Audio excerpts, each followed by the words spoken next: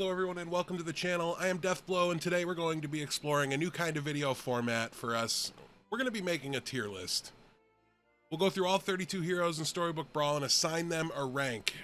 I own just about all of them except for the mask, and we'll be discussing why I placed them, where they will go.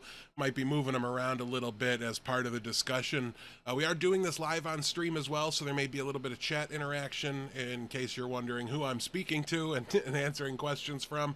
But let's get right into things and get started with Celestial Tiger. This is a hero that I tend to play incorrectly. I tend to be greedy and try to do things like you saw this week with the Unkillable Treant Army, where we're going for 20,000 toughness. So I think my results are worse than they should be for Celestial Tiger. So I'm going to actually put it in the B tier right now. I know a lot of people would put it A tier, and I get it. And I need to spend some time tryharding with the hero a little bit just to see how consistently you can get really good value off of the treasures. But I know the Haunted Helm, and I'm blanking on the name of the other treasure, Spike, I think it is, are just really strong treasures that provide a ton of value to your board with Celestial Tiger. So I've played some really high rolly games with improving the level of the next treasure that you get, so you can force 5s, 6s, and 7s very easily as far as treasures are concerned. But there are also a lot of games where no matter how greedy I'm being, I just don't triple anything, and I end up losing because my hero provides me no value. So that's, to me, what keeps it from being up in A or S tier, and we'll leave it in B for now. Moving on, we've got Sharon, Charon. Not sure exactly how to say this. I've gotten around 4 different answers from Twitch chat. I like to say Sharon just because there's like a funny movie line I remember that it lets me quote, and I'm just being a weirdo. Sharon! But nonetheless, this is a hero that got a lot worse with the doubly nerf, in my opinion. I'm going to be putting it in the C tier for now. Again, we may go back and adjust things when we see where they sit relative to the other things I place in these tiers. I haven't figured this out and then I'm now porting it into a video. I'm doing it on the fly, and we're adjusting things as we go. Sharon, though, constantly and consistently provides value to your board, which is good and makes me kind of want to move it up to B tier, but it's a bit of a small impact, and in the mid and late game it becomes very difficult to control where that buff goes. So I think that has a pretty big impact on just how much value you can get out of the hero itself. I do like that it provides a steady and consistent value throughout the course of the game. You know, even late game, if you've got a good boy, you're hopefully that's dying first, you're pumping that and getting good value from it that way. But I just think there's more impactful heroes, but a very consistent choice. If you're sick of you know, low rolling something like Celestial Tiger or some of the others we'll go over, Sharon is a very consistent, steady as he goes kind of a hero. Next, we've got Cruella. I'm moving this guy up to A for now. Might become part of an S tier. Previously, Pan's Shadow was standing on his own in the S tier, and now he's gotten kicked down somewhere into the middle. So we'll see exactly what we end up doing with an S tier, but for now I'm going to leave Cruella in the A. I just think she's very consistent. She does force you into specific choices in the early and mid game. But just the sheer numbers you can get with a Queen of Hearts or with a Bearded Vulture in your back line, even a Sporko, you know, just pump your animals in the front line and then get all these big ranged units in the back. Cruella's been very good for me, very consistently high ranked, and allows you to play split between good and evil through a good portion of the game, which leaves you very open to go either direction when you hit when you hit shop tier 6 and you start getting the best minions in the game. So it's very good at adapting, and for that reason I'll have Cruella near the top of my list. So if we're going into an S tier, then I think Cruella will probably be part of it. The Cursed King. Don't have a lot of experience with this one. I don't like it. I don't know that the gold is actually good enough. There are some very powerful turns for it early in the game, but I just think if you get behind kind of early, I know there's a lot of people that disagree with this one, so don't hesitate to give this hero a try, see how you feel about it. You know, turn 3 when you've got 3 mana to suddenly be able to buy 2 minions when everybody else is only buying 1 and maybe casting a spell. It's really, really good, really powerful for the early game. But I'll take 3 damage if I need to, instead of, you know, dealing with 1 damage every single turn and putting myself on a clock. Obviously, it does stop before you die, which is great. Otherwise, this would be near unplayable. But yeah, I don't know. For me, I just want to choose something else. It doesn't seem like a very fun mechanic or ability to me, and I'm not sure that it's any good, let alone very good or, you know, anything like that. So we're gonna leave it at the bottom. But again, this is mostly just relative to the first 4 guys that we see. This is basically a 1 to 4 ranking of these 4. There will be some adjustments going forward. Geppetto's next. I'm going to put Geppetto in the C tier. There's some very cool synergies, some very good things you can do. All stages of the game carry cards that get buffed by Geppetto, whether it's Black Cat or the Pumpkin King. You know, every single step of the way, there's something for you. There's a way for you to get value. You're not forced into them, but you're pretty weak if you don't go that route, in my opinion. You really want to be playing into it. So yeah, I think Geppetto's a solid choice, kind of like Sharon, where you can just throughout the course of the game get a decent amount of value, but it's just never overwhelming. It's never game breaking. It's never game changing or altering to me. I've definitely seen some Geppettos do very well. I've definitely done well with Geppetto, but there's a lot of heroes I would choose first. Grandmother. I've got her down in the D tier. I'm not a big fan of this. It's great to get the extra life. That aspect of it feels good, but if you're low rolling, if you're trying to make a comeback or trying to fix your board, you're not leveling, and then Grandmother feels almost win more, right? Like, oh, well, if I've got a great army and I've got a great board position and a great synergy, then Grandmother's awesome. That's very true. But you've already got a great board. You've already got a great army. Grandmother's not doing that for you. She's not helping you get there unless she's buying time with the extra 10 life. So ahead of the Cursed King for me, but still not something I'm trying to play very often. Oh, Gwen. I don't have a ton of experience with Gwen, to be perfectly honest with you. I've seen some games on stream. I'm dying to Knighthood and Adventurer and stick some supports behind it and turbo level to 6 like we saw. I believe it was Kleck the Cluck do on their stream yesterday, the day before, something like that, very recently. It was a phenomenal game to watch, super fun. It's going to make a great YouTube video when I pull it off someday. But I think this is just a good hero in the sense that you can then change your hero after you get it, right? Like you get the spell right away, you can use it on something in the, you know, the mid to late game.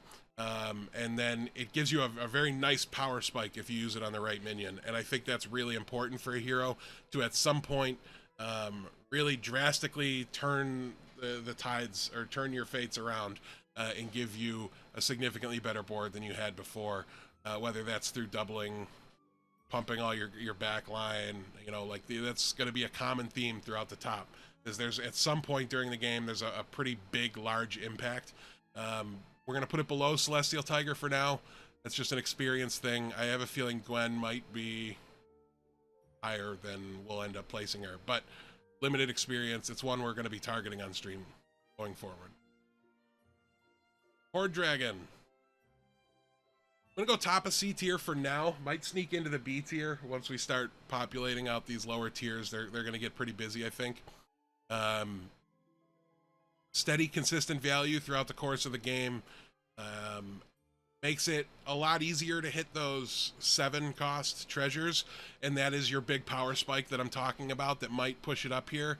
And haven't played this one a ton, and I need to start playing it more because I think I'm underrating it. So going in wherever we finalize Horde Dragon, please know I think I'm very likely to be wrong on this hero due to lack of experience. But we shall see. Jack's Giant is another one of these steady, consistent kind of guys. And to me, it's just so good in the early game. And it sets up a lot of cards that get really good value. You know, it keeps your slay minions alive.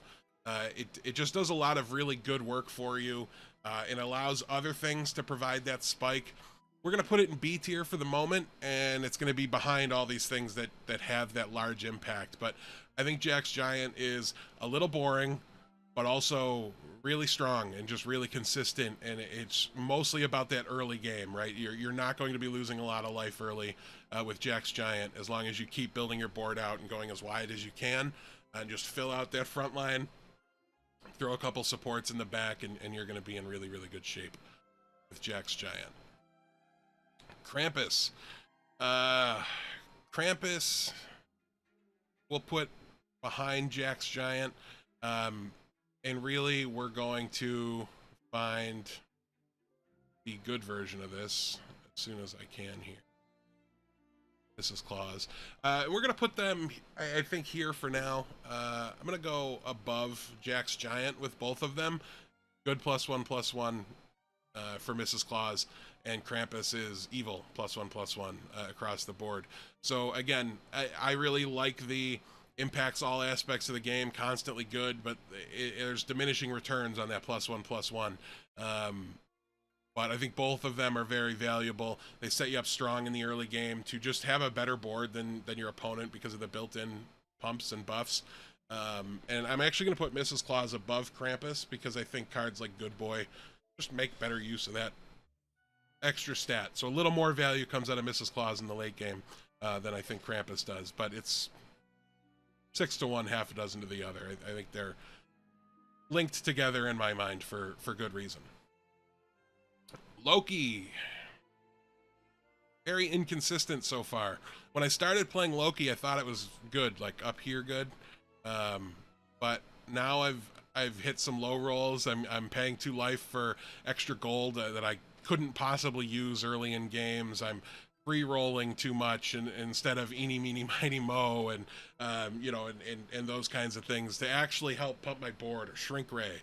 When you hit those turns, it feels great. It feels super powerful. It's incredible.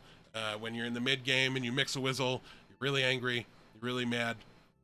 But make sure when you do hit that mix a whizzle with this character, it's okay to just buy a 5-drop and throw it in because you know it's going to become a 6.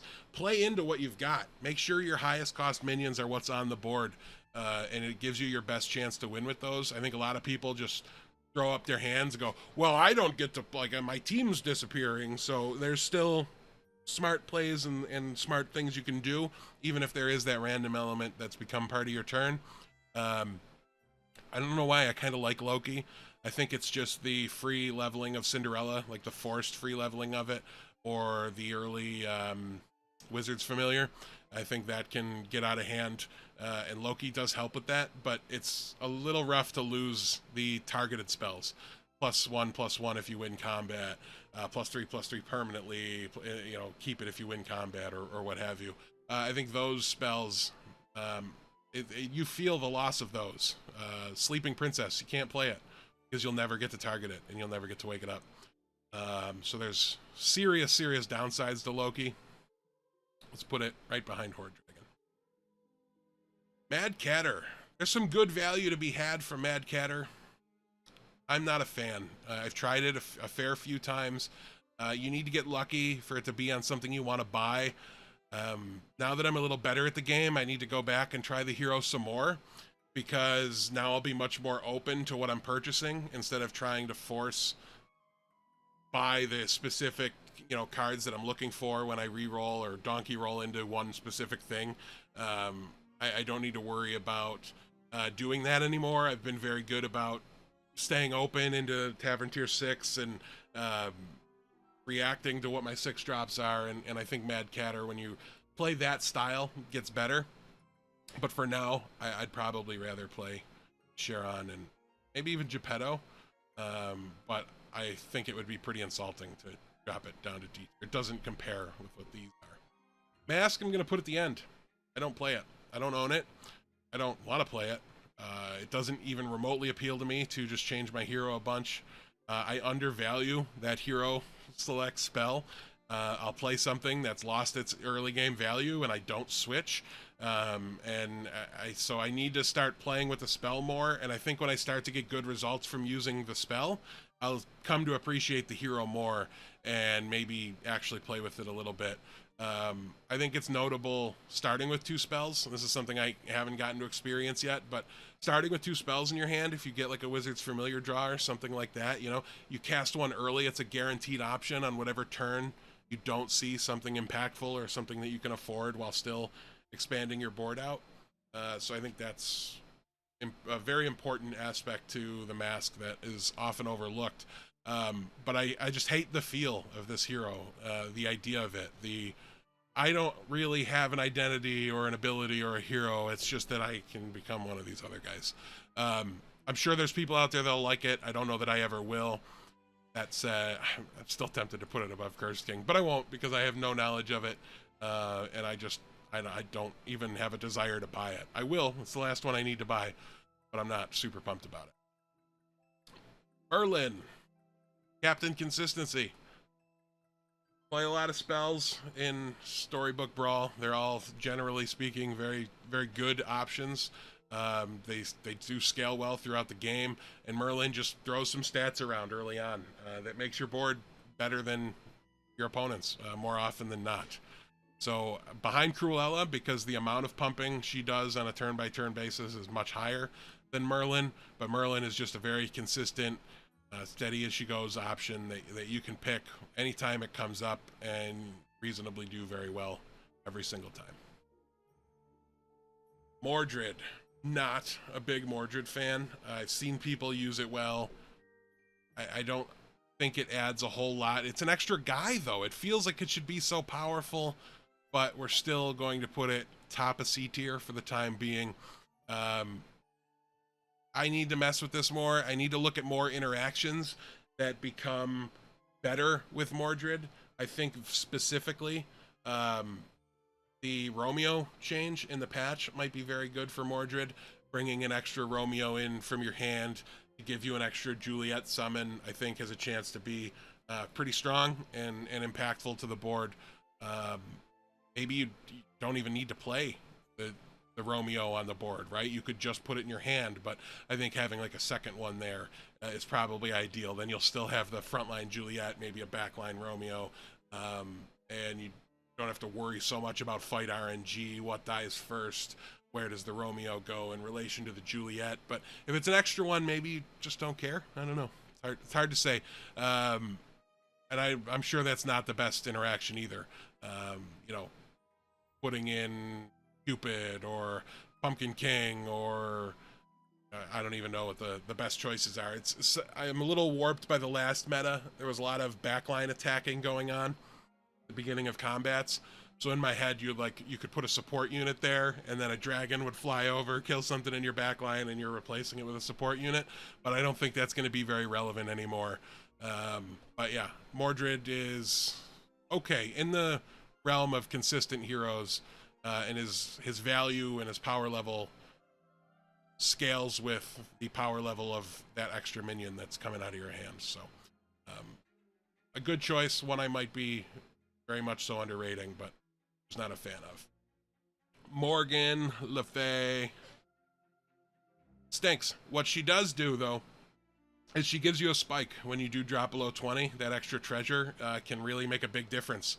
But the problem is, if you're having a bad game and you're losing that HP early, then it has less of an impact, right? So the more you need the hero to have a bigger impact, the less of an impact this particular hero has. But it does spike you if you're having a pretty good game, and you're Tavern Tier 5 or 6. When you drop below 20, then you're getting something truly very valuable. I was also able to time this up with improve the level by 2 in a game yesterday or the day before. That felt very good.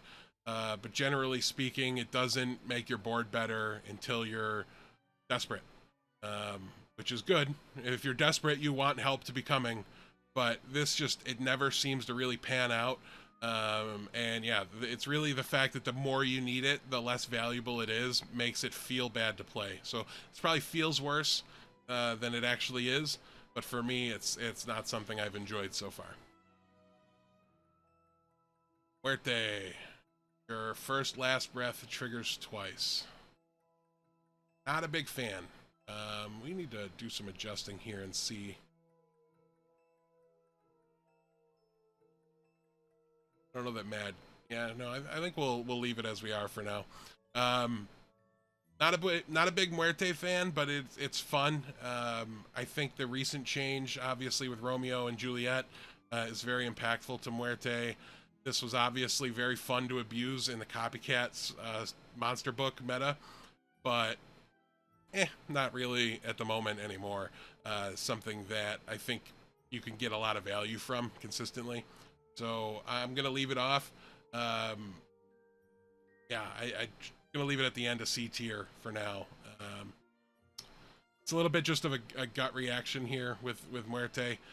I don't have a lot of like statistical analysis or even a ton of experience playing it. I did force it during Cat Book, but I don't know that that's a reliable time or place to really evaluate it, especially now that we're out of that meta. So next is Pan's Shadow, nerfed. Keeps it from being up here, drops it down. Where exactly? I don't know. I have not played it yet. But I still think there's a lot of crazy value you can get on the, for example, the 3 mana turn. You're buying 1/2 drop for 1, and then you still got 2 mana to buy your second minion. The ability to buy 2 minions on that turn was a big part of why Pan's Shadow was great. But the nerf was very significant because it really does stop you from going crazy wide, crazy early, right? If you spike the shop with, multiple evil minions early in the game, you weren't losing for the first 4 or 5 turns. That's gone now. So I think we're going to fall in line with something like Merlin. So we'll keep these here for now. Merlin is so consistent. I'll let that break the tie over Pan's Shadow, which I really can't speak to yet. I think Pan's is probably still pretty good. But if you're used to the old one, it might not feel great to play for a little while.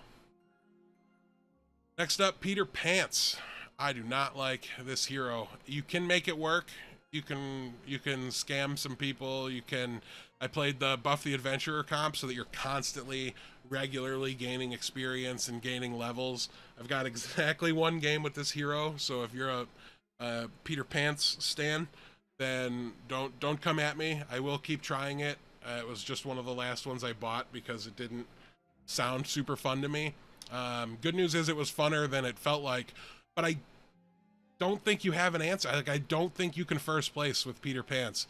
I watched a streamer do it where they had a ton of True Love's Kisses, and they were getting 5-drop treasures, and they were getting up to 6-drop minions, and they handled it much better than I did. I just went the grind experience, habitually pump. I think I got 3rd or 4th place in that game. And I think that's what Peter Pants can do, is grind some wins in terms of top 4s, but maybe fall short of first place 99.5% of the time, something like that. Next up, Pied Piper. I am a Pied Piper truther. I think this minion is really strong. It lends itself to one of the better synergies in the game. You're a little immune to people cutting you, which I really like, because it's going to force that animal into your shop, regardless of how many other people are buying them or going them. The value you get late game is great. It's an extra shot at a Bear Stain, a Bear Stein, or a Good Boy. I love that. And early in the game, it really does help get you those triples. It's just a good overall value minion. It's going to bring up the end of A or start B, I think, for me for a while now, but I think most people have pied lower.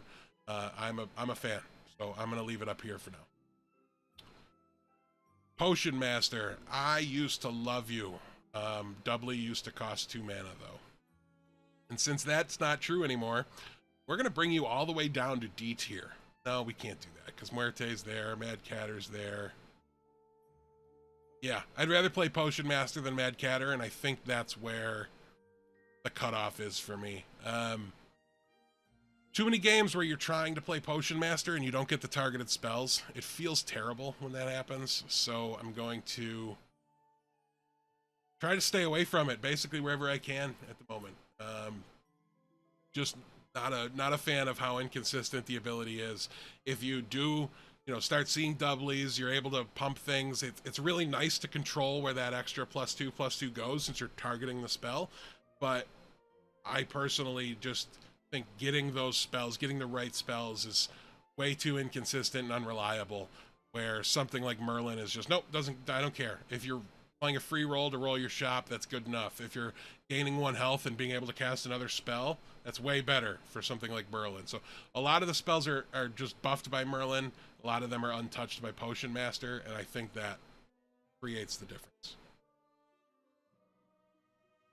Princess Belle. I don't know where to put Princess Belle. On paper, she should be very similar to the Krampus and the Mrs. Clauses, but I think monsters are just... there's less of them, for starters, and they're just less consistent. They're not something you want to really be centering around and trying to force, in my opinion, at least until the late game, when you've seen the Oni King or what have you, and at that point you can really go crazy with it. I think Belle might be good making... I think, Princess Belle might be really good at making specific minions good to then play into late game comps, and that's where I need to spend some more time with it. But I'll be leaving her top of C tier. But again, for me, all these, right, Geppetto up, I really do enjoy playing them. So I'm giving her some credit. It seems low on the list, but I think everything above is just a little more consistent and pretty valuable. I need to play with this more. I can see it going up. I can see it going down for me quite a bit. Pup got nerfed hard, and I'm not sure how good it is anymore. It's still pretty good. Still playing it over Geppetto, Sharon, Loki. Yeah, I think we're going to have to go up into the B tier. But Jack's Giant isn't dependent on getting other cards with a specific keyword in order to get their value, so I'll put him right below Jack's Giant for now. It's pretty straightforward. It just gives additional value to your supports. I think supports are good throughout the game. They're almost crucial to surviving the early game, regardless of whether or not you're Pup. So Pup does a good job of bringing you up, even higher than a lot of the other people that are building very similarly. So if you're building correctly, your opponents are building correctly, and you're Pup, you should win. Exceptions are the things above, right? Celestial Tiger, if it's gotten value, Cruella, things like that. These will just be more reliably hitting 2s and 3s and stuff. This will provide more pump to the board than something like Pup does. Should be Pump the Magic Dragon.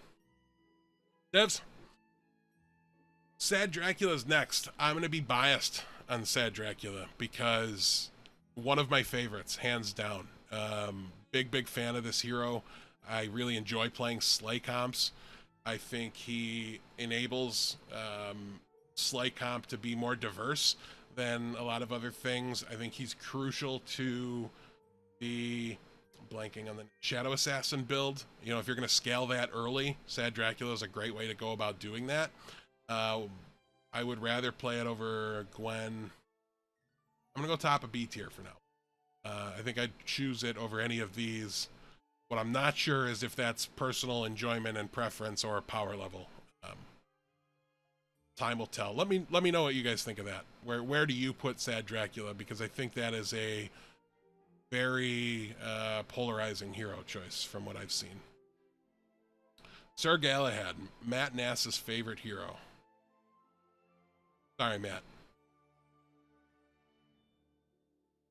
I can't do it. There's too many games I'm not tripling things. It doesn't help me triple things. It's +2/+1 to all your guys, but I'm casting spells way more often than I'm getting this. This might be undervaluing it. I'm gonna go above Morgan. I really don't. Honestly, here might be best. Let's do this. Let's adjust tiers.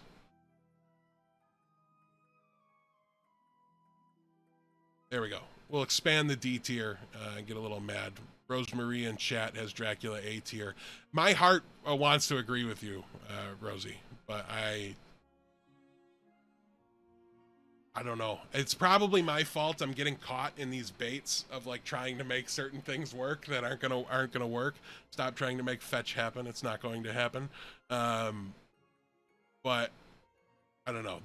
Honestly, top of B is a very good spot. Right now, it's currently top 5 heroes, so I'm comfortable with that. Skip, a little risky, but he's gonna go bottom of A tier. Kick sad Dracula out of the top 5. Sad. Yeah, a little risky. You're behind. You're taking early damage, but you should be hitting 5s and 6s faster than the bulk of the lobby. I say that because a good player is going to be finding opportunities and times to gain some experience throughout the game if they are presented with the ability to, and they're going to take advantage of those, and they should catch up to you. I think there's a thought that it's very good, better than it is for a lot of people, but getting to those 5s and 6s early is it's just so valuable, right? Anything I can do to get there faster allows me to be building my composition much quicker. Yeah, there are a ton of varying differences of opinions on these heroes. It's been a lot of fun to see. I hope more people start making tier list based content, Rosie, because I think it creates a lot of great conversations. And it's like there's a lot of games where it's a very pointless and stupid exercise that's very popular, and so content creators make a ton of tier lists. And then there's a game like this where I think it's really valuable. It's a really good conversation to have, and it. Looking at those, oh, we got a follow. Thank you so much. I think that's Rosie. Don't have my things open here to know for sure, but I'll do that after the video portion. Thank you so much for the follow. Really appreciate it. Yeah, so why I clicked on your stream. Finally, someone makes a tier list. Yeah, absolutely. There's definitely other ones around. If you look in titles, you might see like exclamation point tier list at the end, what have you. So feel free to check them out, compare them side by side, send them to me. I'm down to look at any and all of them. Snow Angel is next though, to keep things moving along. Started up here for me, falling down fast. I'll play it over Galahad. I think I'd rather play everything in C tier over it. I think I high rolled a couple times with it early, as most of us probably did, and it just doesn't pay off anymore for me. I don't know what it is. I don't know if my playstyle changed. I don't know if I'm letting myself be influenced by other people's opinions on the hero, because I think a lot of people had a very similar experience to me. I'm like, no, this is good. I'm getting free stuff all game. And then, whatever. It just doesn't get the same value anymore. I don't know. Let me know if you disagree on Snow Angel. I think there's probably some truthers out there, and I'd be curious to see. I really want the math people to get at this game, right? I really want the math people to attack this game and start to analyze it. I think that will be fascinating. Another follow, big thank you. Let me pull it up real fast so I can properly thank people. I'm guessing Whisper Wolf that time. We'll see. Was he right? He was, man. 2 for 2. Doing good so far. 0 for 28 on the tier list, but 2 for 2 on guessing who followed. Thank you very much, Whisper Wolf. Next up, we have Fates. See, this is another one. I've given grief. I'm gonna put it above Galahad. I'll put it above Snow Angel. Just gonna leave it at that. I really hate the games, and they feel often to me where I'm not tripling things. If you're not upgrading units with Fates, she does absolutely nothing for you. That said, I think she's crucial to things like Princes and Princesses working. I think she's just a very strong baseline buff, and as you get into the very late game, everything's going to be pumped, but a +5/+5 isn't going to decide things in a fight that's about good boys, and it's just not going to be the decisive factor. It doesn't affect Echo Wood, right? Like it just like Echo Wood's gonna outgrow it, and nothing you do or nothing about the Hero of the Fates is gonna I think help you get to that first place. But an early level, an early upgrade on something, and maybe the Cinderella buff means that this should move up a little bit more, because that's probably the most consistent upgradable unit in the game to me, especially now that it's at 4. But I don't like princes and princesses, so this gets low. If I like that synergy more, then maybe the Fates would be a much more viable option for me. Trophy Hunter. Your last breaths are slays. Going right behind Muerte for me. Not a fan. Again, was awesome in Cat Book comp, but I think for the most part, it's probably a bait and not something you should be doing. That said, absolutely crucial to making your Puff Puff composition as good as it can possibly be.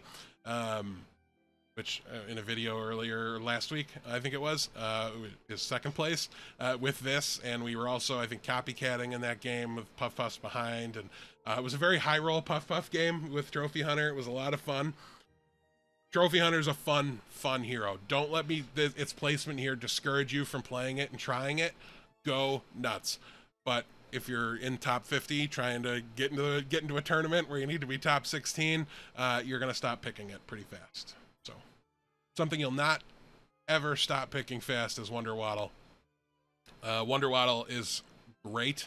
It really fleshes out the early game to the point where you're flush with treasures, and you're just hitting everything. Blind mice, you only need 2 of them. You're gaining gold off of picking up treasures, or off of doubling your chickens, and just Wonder Waddle is very, very powerful. It's very consistent. It makes cards that previously I would refuse to buy just snap buys, snap picks right off the shop. It's very high rollable as well as being consistent.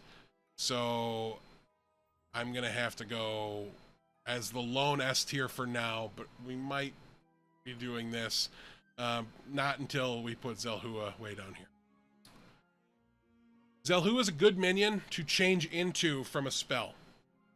I want to be very clear. I just hate choosing it because you might be dead before you ever get there, and your hero will do nothing to help you. It will do nothing to buff you, and all these minions do, right? Even some of the ones below. All of these are going to help. So many things help you get to the late game where Zelhua is valuable, except for Zelhua. So look to transfer into it.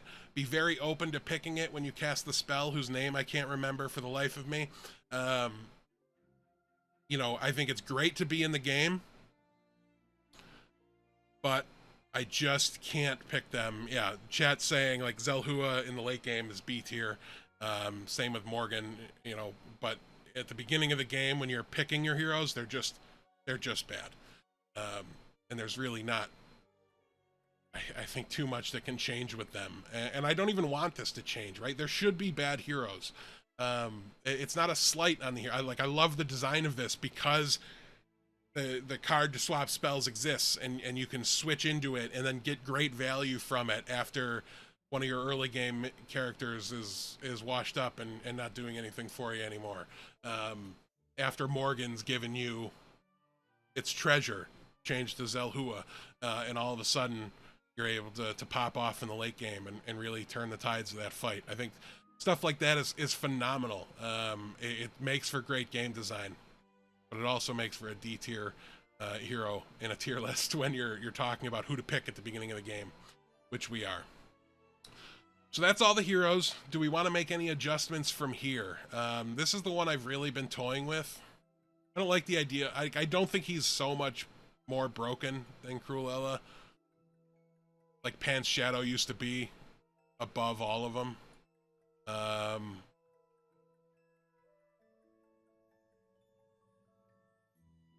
If I'm talking about what I think is what I want to play, what I would choose in a game, it would probably look like this. And that's what we're talking about, I think, right?